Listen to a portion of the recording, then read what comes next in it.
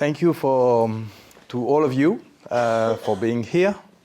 I'm really proud to be present in this beautiful place, iconic place, inspiring place because it has recorded so many artists, very famous artists.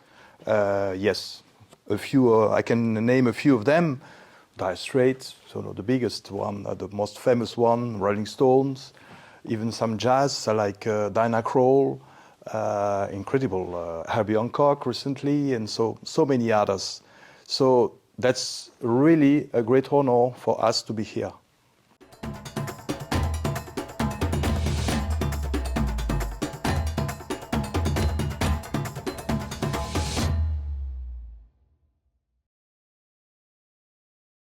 Thanks to all of you. We have invited you as a representative from the audio press, also from some other more lifestyle general magazine. And it's really important for us that you are here present because we want to present you something new, a new product, a new very important product from our line, and I hope you will enjoy it later on. A few words about Stenheim. Stenheim is a pretty young company. It has been founded in 2010, and I took over the brand in 2013 and found Stenheim, Switzerland, to develop the brands. For those who don't know very well what we are doing, we have tried to bring something new, something fresh, something different to the market. And I would say that the main concept of our products, of our speakers, are based on 3-4 different major features. So the first one, of course, we try to make something elegant, but elegant in a very purist way. We are doing something with the kind of design which is pretty strict, but always taking in account of the proportioned line. To make something intemporal, timeless. That means that yes, it's never out of fashion. So our enclosure are made of aluminium, which is not new. A few ones have started already, and it brings a really clear advantage because it's absolutely inert if it's well designed. So we are using something also which is not usual. We are using high efficiency drivers.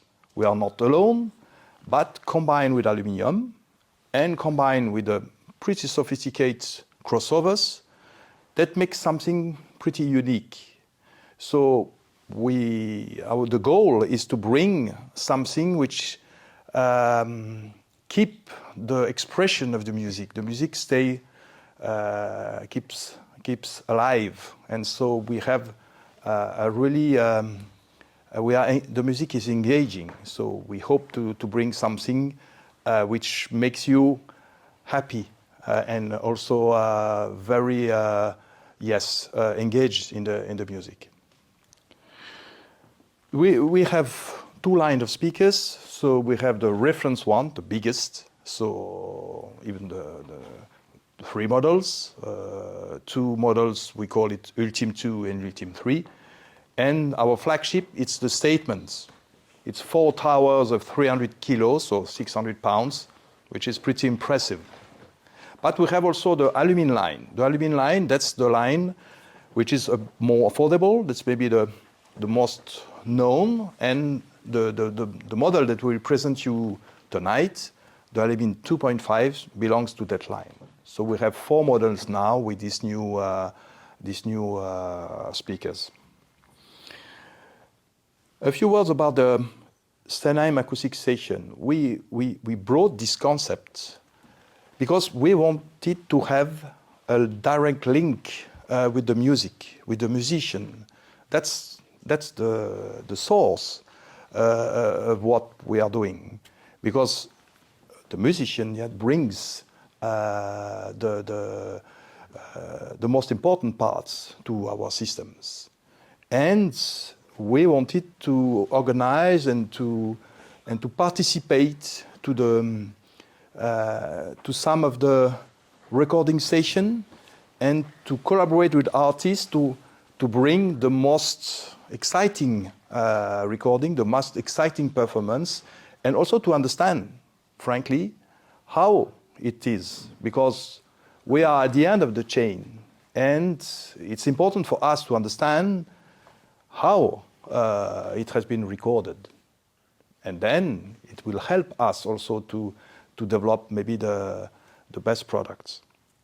So it's why also it brings a direct link to the tonight performance with the Jérôme Sabag trio, and we are happy to listen to them just afterwards, and we will have a collaboration together for the next album.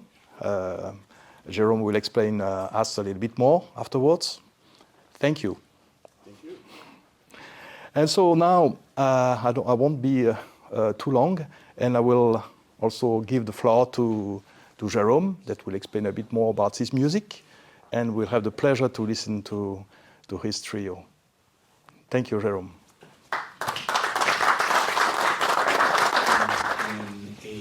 An album that is going to come out next year. This album was recorded here at Power Station, not in this exact studio. This is Studio A. We actually recorded it in Studio C, which is also a great room. It was recorded live to 2-track by James Farber. It was recorded to analog tape, and it's actually going to come out in about 6 months on a label that I'm creating with a friend and partner, Pete Rendy. And the label is going to be called Analog Tone Factory, and we are very happy to be working with Stenheim for this project, for this label, and specifically on this record, which is going to be called Heart. The record features Joe Martin on bass and Al Foster on drums. And for tonight's performance, we have Joe and we have Kusha Bedi on drums. And without further ado, we're going to play some music for you. And then we'll move on to the sessions where some of you in two groups can listen to the new Alumine 2.5. And then I'll talk more about the recording, and then, as Jean-Pascal mentioned, we'll switch so that everybody can get the whole experience. So without further ado, we're going to play 3 or 4 songs, and we're going to start with one of mine, which is going to be the title track of the album. This is called Heart.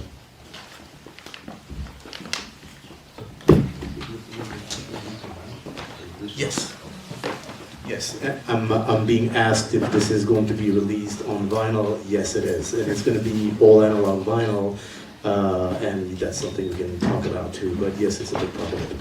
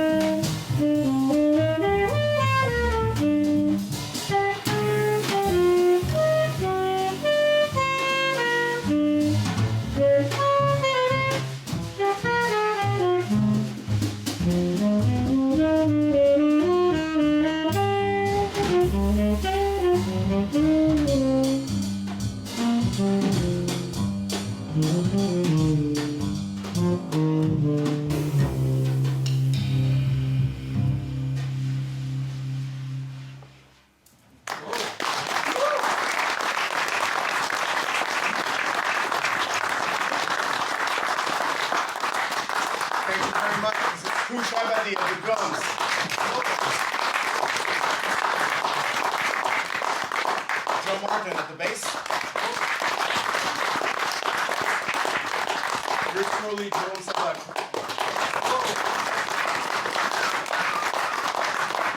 So folks, at this point, we want to divide people up between the listening room, and then Ben is going to give some people a tour. So how about people on this side of the room go into the listening room? Mikey, Jim, Carl, why don't you go as well? Okay, Mikey, I know you need an early flight. And then the rest of you, Ben is going to give us a little bit of a tour of the studio. Crispiness there, remember. Okay, folks, those of you on the side, come on inside. Haven't noticed. Okay, I hope you enjoyed the first part of of our little events for the launching of our new babies. And now let's come to the babies. And I would like to talk a bit more about what we have designed and how we designed it, and also what are the main characteristics of the systems. So first of all, as you see, it's pretty compact. So we try to bring the most of our knowledge and most of our technology in pretty compact speakers. This model will be inserted between the Alumine 2, which is a bookshelf, the first product that we developed in early 2010-11, and has been evolved, of course, over the time. And the second, the third models, we call it Alumine 3. That's a bit more ambitious. The Alumine 3 used to be, he's the little sister of the Alumine 5. That's maybe we heard about it. That's been this model has been very highly acclaimed by the press and by many audiophile. So let's come back to the Alumine 2.5. 2.5, it means, of course, between 2 and 3, we had to find another number, so we cut it in half. But in fact, it also shows something else. The 2.5, it's a 2 with something more. The Alumine 2 was a kind of an iconic design because it brings something, most of the virtues of Stenheim, giving the speed, fast, engaging, of course, small speakers, a bit reduced bass. So we wanted to bring all these qualities and going a little bit lower and giving a bit more emphasis on being larger and full range speakers. So we can see easily we have added a second bass driver. They are identical, so they play together until a certain frequency, because on the mid-high, that's the top driver that is alone, but both of them are working to give this full body expression. Aluminum enclosure, like all our models, all our speakers are using aluminum for the enclosure.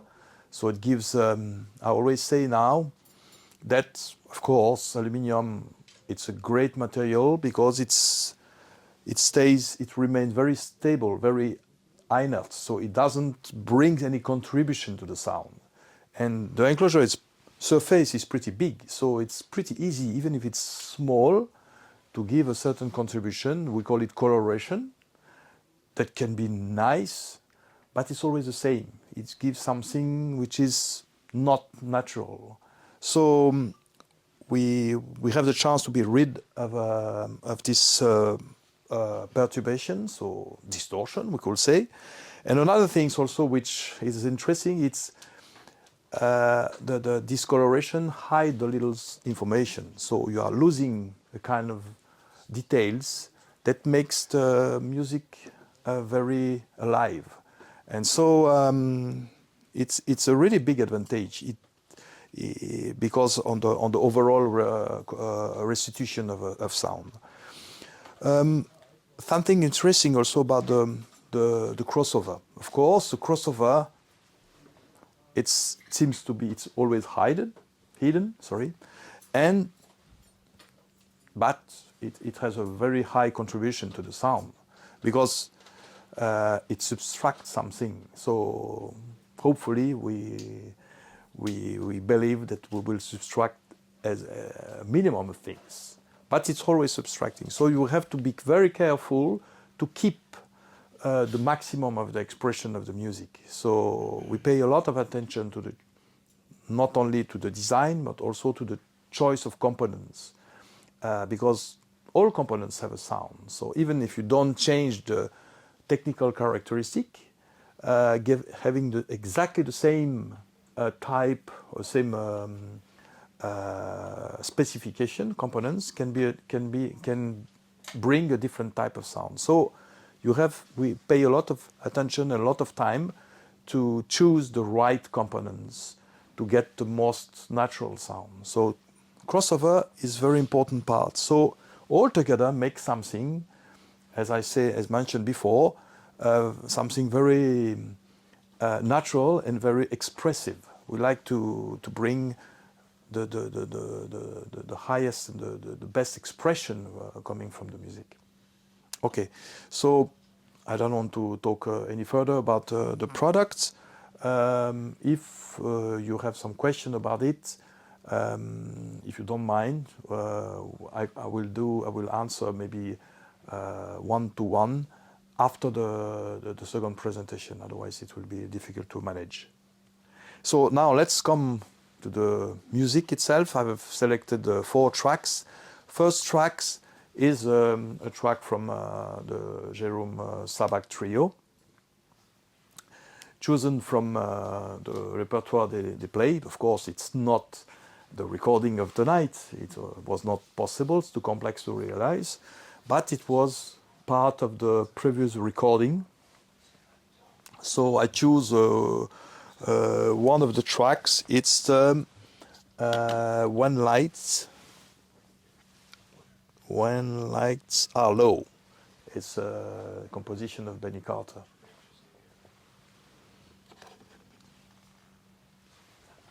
Oh, ça c'était à 10. Excuse me, I just need to be sure about the level because not all tracks should play at the same level.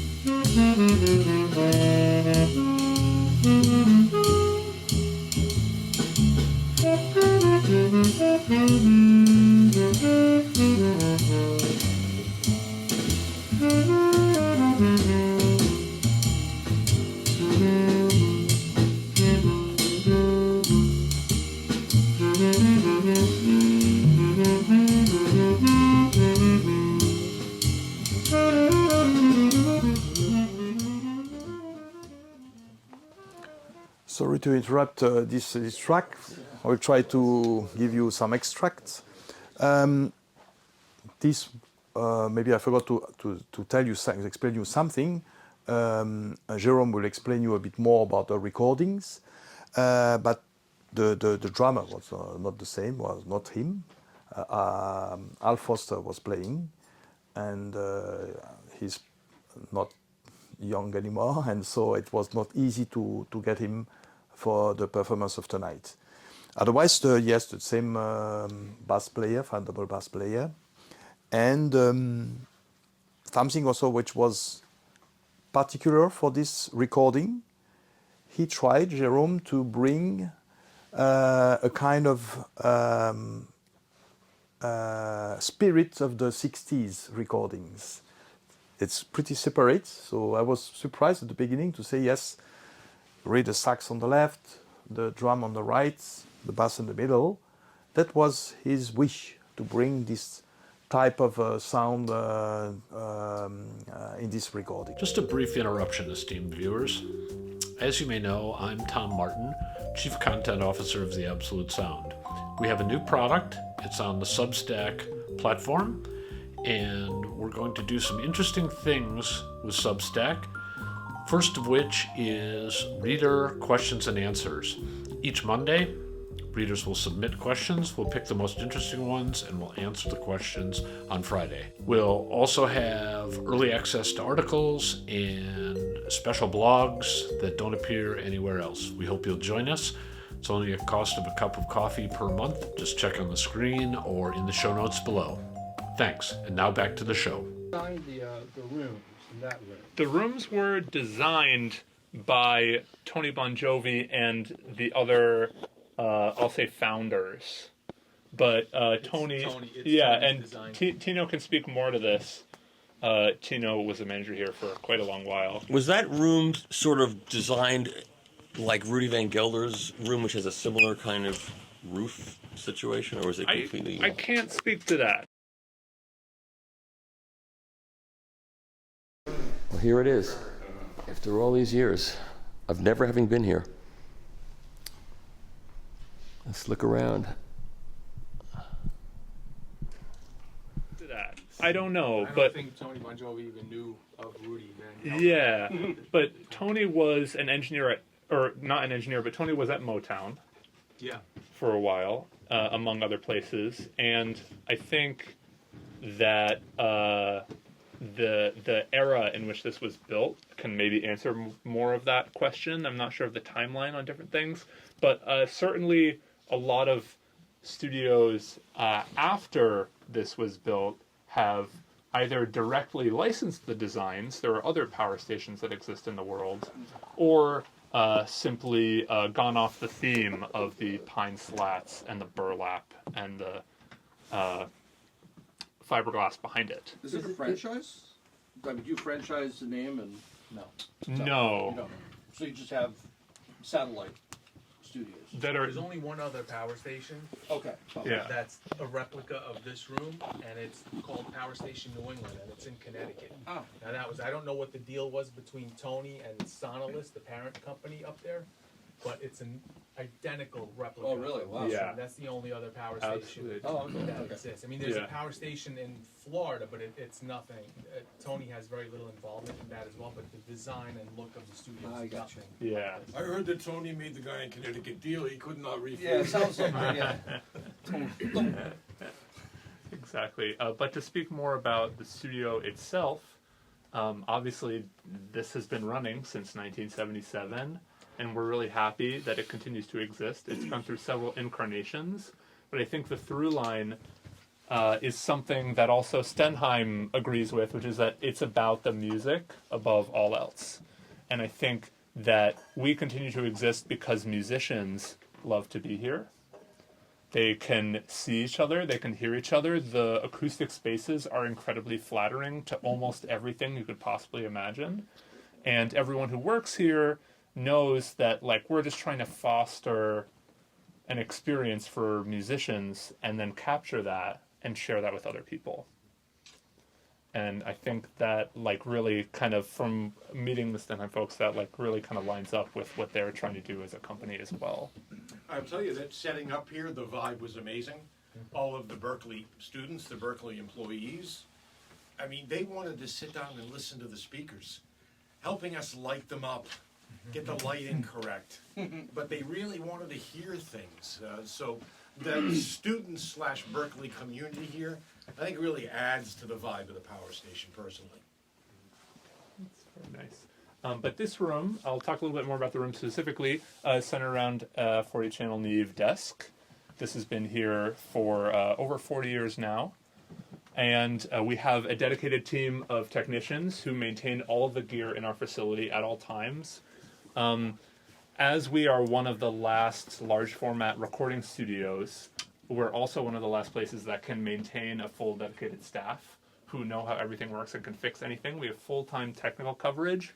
If you're here on a session, one of our proudest points is that if anything goes down, we fix it immediately, or we bring another one in from the closet, or we're dedicated to keeping the ship sailing. And I think that's why we continue to exist. One of the coolest things about having a technical staff and having the history of the studio, to me, is that we have this really awesome amalgamation of the old technology and also the new technologies, and the new technologies that have happened in all those intervening years. So even as recently as the last 3 years, we've been able to make some major improvements to infrastructure that still supports the underlying vision of we want to capture great music, and we get to pick from the last 50, 60, 100 years of technology and say, I want to use this thing because it's awesome. And I want to use this thing because it's awesome. And one of those is from 1950 and one of those is from 2022. So it's a really neat experience for me as kind of a geek who also likes music to be here and get to play with all these different toys. And I think that also is kind of true for the folks that want to work here. We have incredible musicians who we're so like glad that they're still with us, and we also have really young people who maybe this is their first time in a studio, and there's just like this really neat mishmash of like everyone and everything all coming together at this place that has continued to be the place where that happens, where the music happens in New York City.